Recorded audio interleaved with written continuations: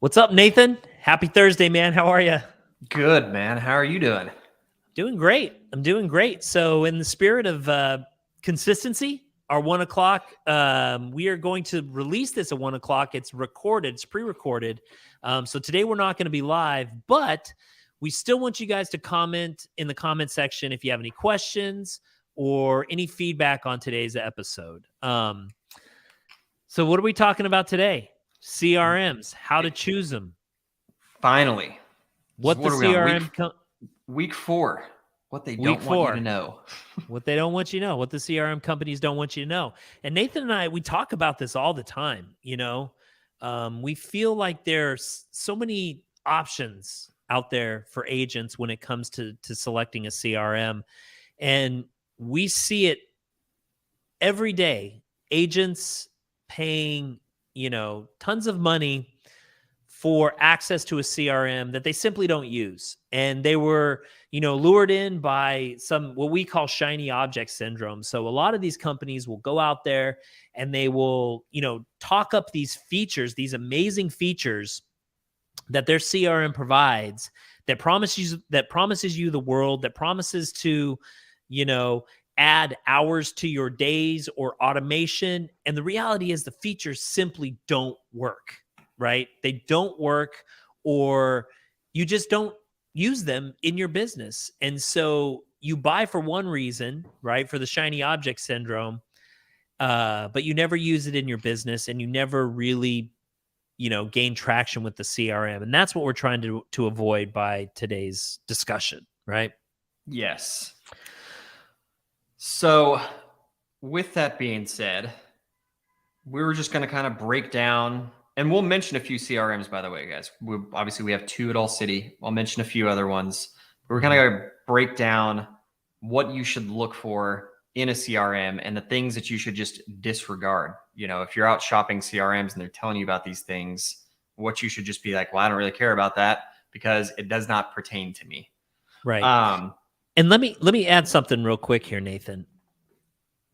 Guys, this isn't meant to be a sales pitch, okay? For All City. The idea here is that you get a CRM that you're going to use. I don't care if it's All Cities, if it's Top Producer, if it's KV Core. It doesn't matter. CRMs are critical to your business, and they are critical to you being able to scale your business. So that's really what we're talking about here. And I just want to be clear about that. So anyway, go ahead. Man, that's a great point, because I would probably bet that 50% of our top producing agents don't use a CRM. And then there's the other half that do use a CRM.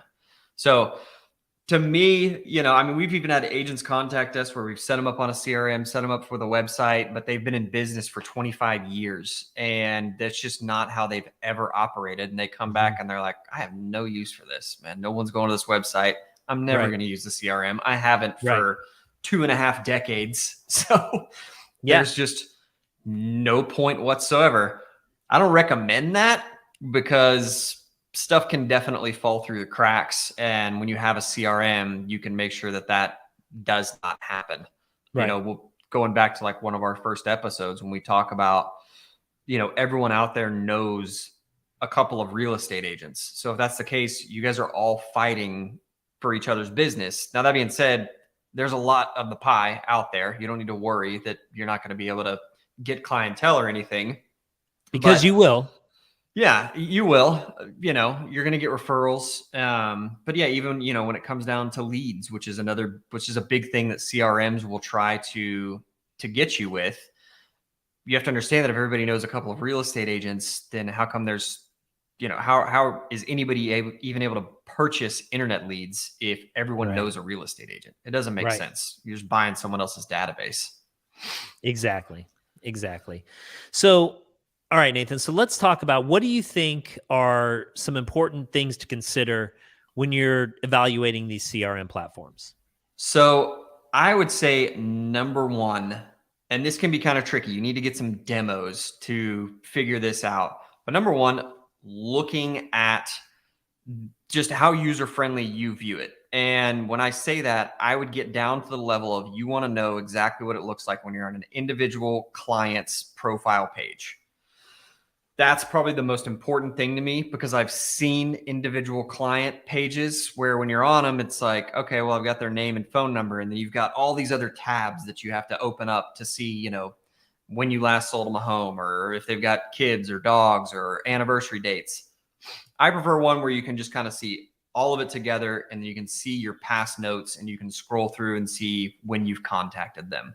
So really, I think that's probably most important, is making sure that you just like the way that it looks. Because really with a CRM, your main sole thing that you're going to do every day is you're going to log in. It's going to tell you, here's the people you need to contact, and you're going to be inside of all of their profiles. That's probably the most important thing So I in would my mind. say, okay, yeah. So I would say, and I think you're right, because if you log into a system and the system is unorganized or the information is not arranged in the way that works for your brain, then that could be a potential roadblock for you fully adopting and actually using the CRM. So I would say, absolutely log in, take a look at how the information is laid out for you. Does that company offer you the opportunity to customize that information, or is it something that is just sort of static and that is there and you can't really move it around or arrange it? So I think that's really, really important, actually. Yeah. Yeah. And to me, because sometimes I've had CRMs where they're like, oh, well, this isn't important. What's important is, and I'm going to bash this in a second, but it's like our emails that go out. That's what's important. That's what you need to focus on.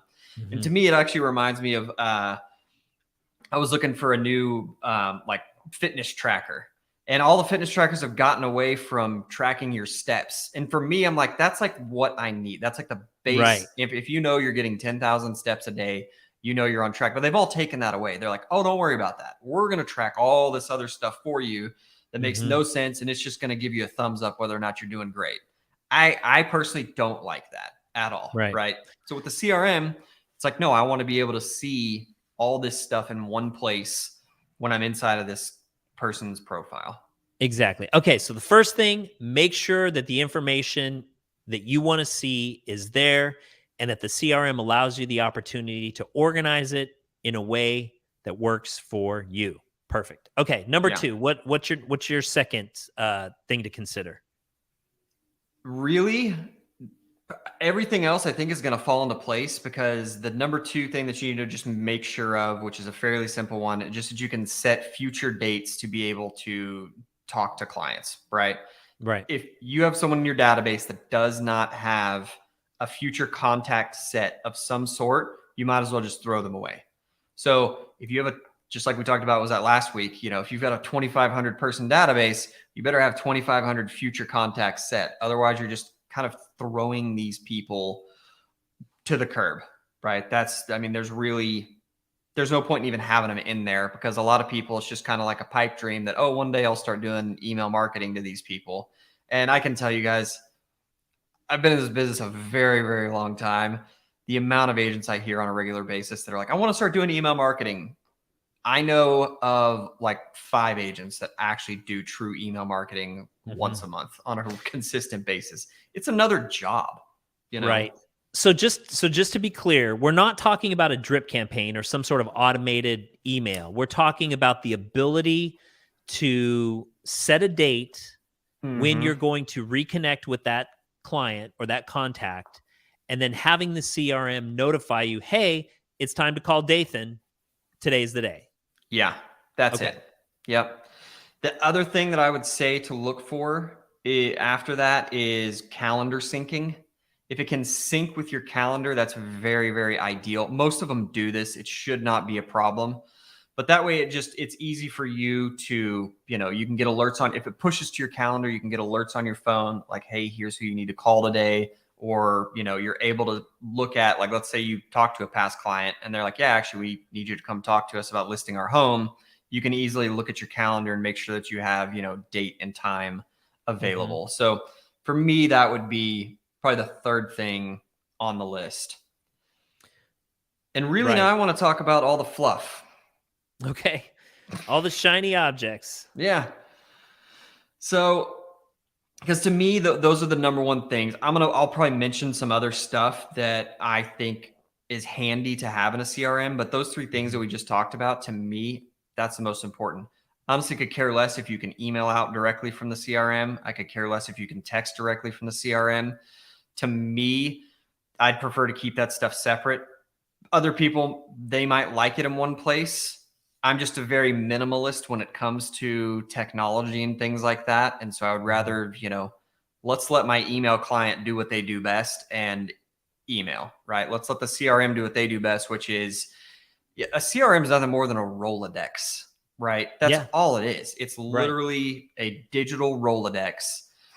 And so with these CRMs, obviously with technology, they're able to do a lot more stuff than what a Rolodex can do. Sure. And with that, you get all kinds of crazy stuff that they throw in there. The number one that I always hear about them talking about is like tracking your deals. It'll pull from this. And the reality of that is you guys already have workspace with All City. So to make that work for you on the CRM, you're going to have to do double the work because you're going to have to go put your deal into, the MLS, right? You got to put your listing in the MLS. You're going to need to put it into workspace. And then you would have to go plug in all that information again into your CRM for it to be able to track. And to me, I'm just like, I've honestly never even seen anybody use that feature ever. We tried to do it with our team way, way back with Top Producer when it was Top Producer 8i. Man, that lasted for, 2 weeks of us tracking deals inside of Top Producer.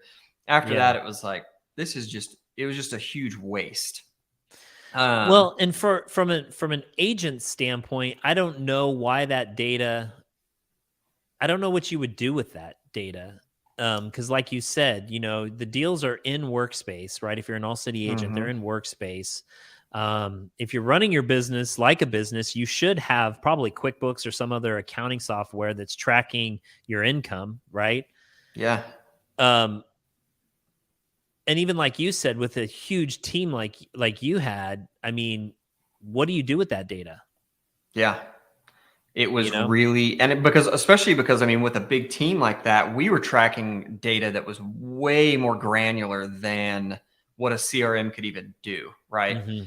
We were tracking, how long we were on the phone with people, how many calls, how many contacts, how many appointments. And it was like, we had Excel spreadsheets to do all of that stuff. And to then try to go plug it into the CRM, which then didn't necessarily spit out the reports that we wanted. It was pointless. Yeah.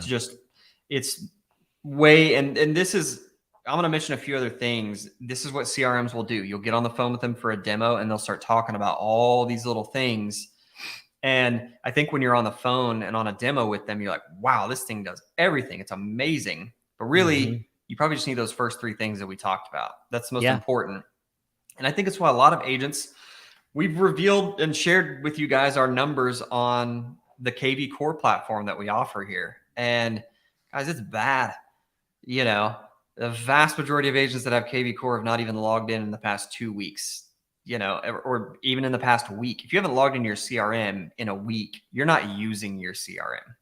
A CRM, you should be logging into that every single day, or at least 5 days a week, right? Whatever your work week is, that's what you should be, how often you should be logging in there and seeing who you need to reach out to and who you need to contact. So, so another big thing is AI. Okay. First off, I don't know a single CRM that actually uses AI, but they always tote it as AI. It's not really AI. All it's doing is saying, hey, we haven't texted this person in 5 days and they haven't looked at any properties that are linked with the IDX. So why don't we send them a message? That's not AI, guys. Okay. And I think Dathon and I, we will, just to tease you guys, we will eventually start talking about AI with y'all because there are some options out there that might be able to help you. But I think we're still kind of far off from a lot of things. But with a lot of these, especially when they link with an IDX, I actually don't like it when they link with an IDX. I found that when we were running one of our teams, and this was when IDXs and CRMs really started to communicate with one another. It's crazy to think that we've been in the business that long, that was in the business when IDXs were like just coming around, and not everybody had a real estate website, and it Yeah. certainly didn't talk to the CRM. Right. But I would watch a lot of agents kind of get lost. They would open up the CRM, and instead of picking up the phone and calling their leads or their database, they would get hung up on looking at every property that this person's looking at and looking for. And I've truly felt that they had a huge disconnect then when they would try to reach out to that person, because it's like they wanted to speak to them about the properties that they were looking at, right? And instead of calling and saying, just very simple, how's the search going, right? Because they all have access to the MLS. Every single person has access to the MLS in a roundabout way. They can go on Zillow and look at houses. But I think until you actually get them into a home, it's just, I don't really think you have much of a conversation there. It's kind of like when we used to do apartment locating. We would never try to talk to the people about the specific property they were calling on, because if you did that, you're going to lose them. Instead, we would just say, yeah, actually, we have a ton of properties for lease in that area. Tell me a little bit more about what you're looking for. And that way it gets that conversation moving. So Right. I wouldn't focus too much on that communication either. And top producer is a great option for that. They don't sync with the IDX. They do have market snapshot that will send them, properties, but and let them know what's going on in their neck of the woods. But it's more of a, hey, get in there, contact these people, ask them how they're doing, and have a real conversation with them. You make a great point there, Nathan, because I think a lot of these features, what they're trying to sell agents on is automation, And right? not working. And not working. Exactly. And I could create, we could form an argument that, that's not working your database. Yeah. If you're just automated, if you're just sending, random forms of communication or some sort of automation, you're not working that database, guys. At the end of the day, it's about making meaningful connections and contributing value to your clients. You'll hear me say it over and over and over again. You've got to contribute value to your clients. And being set up on some random, email drip or some sort of AI automation that will automatically text or automatically email your clients is not effectively working your database, in my opinion. Yeah. And I can tell you, so KV Core has an automated drip text campaign that will go out if someone has registered and is looking for homes. I personally, and we were on KV Core when it was called Conversion. Then they were purchased by Inside Real Estate, became KV Core. Now KV Core has just recently acquired Boomtown, or sorry, Inside Real Estate has acquired Boomtown. It's a big company. Guys, we've had more complaints from consumers on the drip campaign that their program does than we've had people saying, oh my gosh, I'm so grateful that you send this to me. Majority of people are like, Yeah. stop, get me off of this. It's not good. Well, guys, and that's a very real thing. I mean, any type of communication platform that we use, our company uses Vonage for telephones. We use a lot of you are on the All City Text group. We use a company called Textly for facilitating our texts, and that type of what I would consider unsolicited, even though they may have signed up. I mean, that's going to become a liability in the future, guys. I mean, we get letters, regularly from consumers saying, "Hey, I didn't ask for this." It's like the equivalent of the DNC, the do not call list, right? They didn't want people telemarketing them. They didn't want telemarketing calls, so they come up with this, this do not call list that would prohibit companies from calling numbers that are on that registered list, right? Well, they're doing the same thing for text messages, for emails.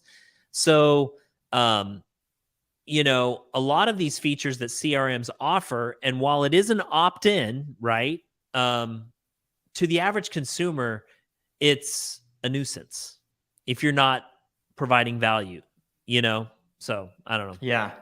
And I always encourage you guys, look to other industries, right? When you're debating and you're trying to figure out, how do I want to operate? What do I want to do? Look to other industries. Does your doctor have you on a templated drip campaign? Mm-hmm. Does your veterinarian do that to you? Does your lawn company do that to you? No, right? They might send you, let's say it's your lawn company. If you're going to get something from them and it's like a national franchise or something, they're probably going to send you actual care tips for taking care of your lawn, right? Or how to prep for the next visit. They're not sending you, because I mean, go through and read some of these campaigns, guys. They're silly. They absolutely are, and they're garbage. And your clients, they want to hear from you with actual knowledgeable information, not these junk newsletters and things that go out to people. Yeah. You guys have got to, you've got to reach out. You've got to reach out. Okay. Yeah, go ahead. I was just gonna say, so as far as like options go, guys, I would say first off, if you're working a database, which we know that 98% of you guys are working a database, I would say whenever a CRM company, whenever you're interviewing them, when they start talking about internet leads and things like that, tune them out or say, hey, I'm not really concerned about that at the moment. Over the past year or two, I've closed one internet lead. So the vast majority of my business comes from my database. So what are you going to do to help me make sure I stay in front of my database with actual personal touches to make sure that, they send themselves and their referrals to me? That would be the most important thing of all. Yeah. And I would honestly say the top two that I'd recommend for that are probably Buffini, which we don't offer. You'd have to go get Buffini on your own, and Top Producer, which we do offer for $50 a month. Yeah. Well, it's the simplicity of them too. So Yes. Just to recap, the number one thing, make sure when you log into your CRM that you're seeing what you want to see, that you're seeing the information that you need in order to reconnect with your clients. Okay. Make sure that that the information needed on each client, whether it's their birthdays, notes on previous conversations, whatever that information is, that it's organized in a way that works for you. Number two, please make sure that your CRM allows you to set a future contact date, right? So it allows you to say, hey, had a conversation with this client. They're, about 30 days out. They need to be contacted on May 1st, right? You can go in there, you can set May 1st, and that CRM will notify you, hey, Dathon, you need to call so-and-so. Today's May 1st, right? Really, really important. And then the third thing is make sure it syncs up with your calendar. So we use Google Calendar here at All City. I know a lot of people use the Apple iCalendar and various other calendar clients out there. Make sure that the CRM will integrate with those calendars so you can have, access that information easily. Be aware of the fluff, guys. All of the stuff that you don't need. I personally, and I think Nathan believes this too, it's just distracting, right? Yeah. It's really features that aren't contributing to your business, features that certainly aren't contributing to the quality of connection or quality connections that you're making with your clients. So be very, very careful. And you pay a lot for those features too. Those features drive up the price considerably. They drive up the price and drive you further away from your database, in my opinion. That's a great, very well stated, Nathan. Very well stated. Because it conditions you. Oh, I don't have to worry about calling that person. The system's automatically going to send them a casserole recipe. Yeah, exactly.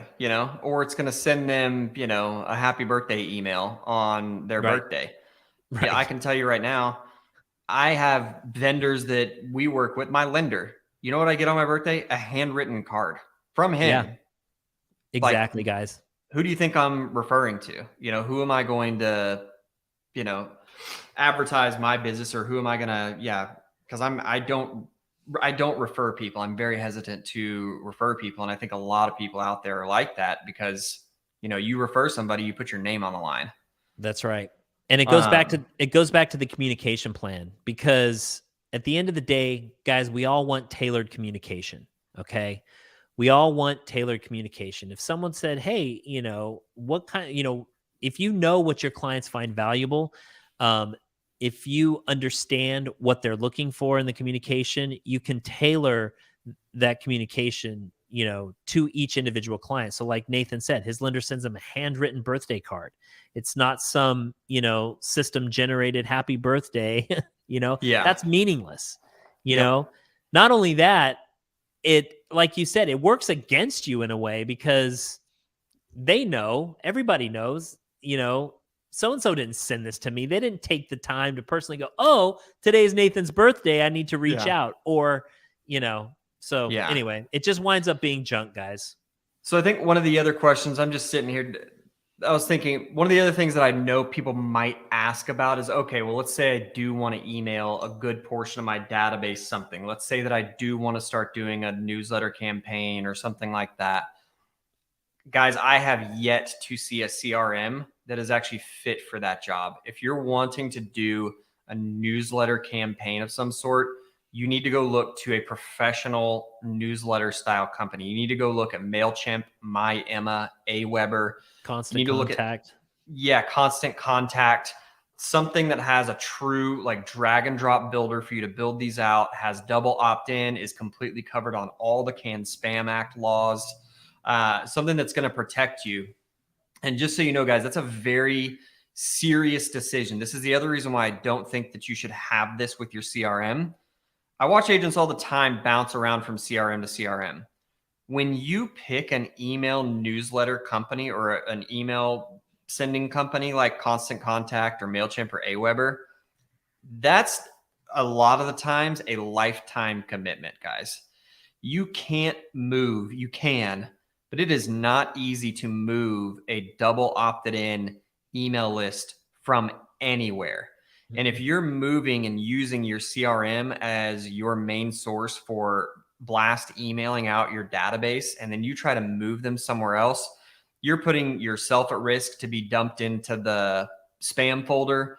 You're putting yourself at risk for Can-Spam Act stuff. You also might be looking at a platform that can't build out what you want. I'm a firm believer, please go hire companies for what they're good at. Don't hire a company because they have all the features in one and you can do a one-stop shop. Because I've not seen any CRM that could compete with any of those email service providers that we just talked about. Not a single one. Those are excellent point, my friend.